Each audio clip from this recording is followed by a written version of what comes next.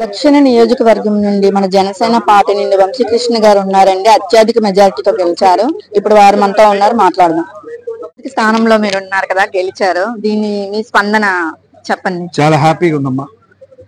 మంచి మెజారిటీ ఇచ్చారు, మంచి పర్సంటేజ్ కాబట్టి చాలా హ్యాపీగా ఉన్నాను. పవన్ కళ్యాణ్ గారికి ప్రత్యేకమైన ధన్యవాదాలు, అలాగే చంద్రబాబు నాయుడు గారు కూడా ధన్యవాదాలు చెప్తున్నా. ముఖ్యంగా ఈ రాష్ట్ర ప్రజలందరికీ కూడా ప్రత్యేకమైన ధన్యవాదాలు. ఒక అద్భుతమైన విజయాన్ని ఇవాళ ఉమ్మడి ప్రభుత్వానికి అందించినందుకు, నాకు ఇంత మెజారిటీ అందించినటువంటి మా సౌత్ నియోజక ప్రజలకు రుణపడి ఉంటాను. వాళ్ళ రుణం తీర్చుకునే విధంగా నేను కూడా పనిచేస్తాను. ఇచ్చిన ప్రతి హామీని కూడా నెరవేరుస్తానని చెప్పేసి మీ ద్వారా తెలియజేస్తా ఉన్నాను. ఖచ్చితంగా వాళ్ళ రుణం తీర్చుకునే అవకాశం నాకు దేవుడు ఇచ్చాడు కాబట్టి ఖచ్చితంగా మంచిగా పనిచేసి మంచి పెట్టించుకుంటాను.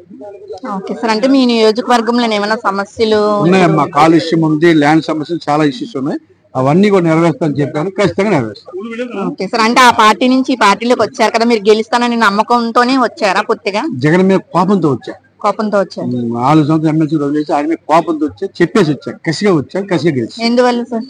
ఆయన దుర్మార్గమైన పాలన చూడలేక, ఎవరు బతకూడదు, ఒక్కరినే బతకాలి, నేనే మగాడిని అనే ఒక అహంకారంతో, నేను తప్ప ఇంకొకరు ఎవరు బతకూడదు, నేనే ఒక గొప్పలు, నన్ను చూసే ఓట్లు అతను ఒక ఒళ్ళు కొవ్వుతో ఎర్రబీగారు కాబట్టి ఇలా మీరు అనుకున్నారు సార్ ఇంత అత్యధిక అలాగా మెజారిటీ వస్తుందని? నేను అనుకున్నాను. అనుకున్నారు, గెలిచారు. అనుకున్నాను, మా వాళ్ళకు ముందే చెప్పాను ఏ బూత్లు ఎంత అవుతుందో అలాగే వచ్చేసింది. కంగ్రాచులేషన్స్. Thank you.